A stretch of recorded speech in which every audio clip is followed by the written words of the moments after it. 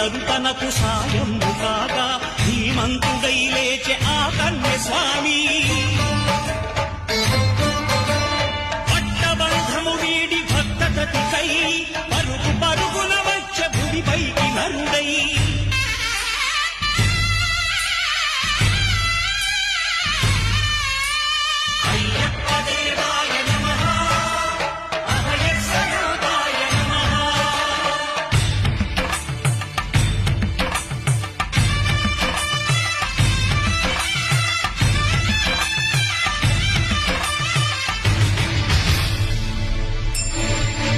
ఘోరకీకారణ్య సంసార యాత్రికుల శరణు ఘోషలు విని రోజు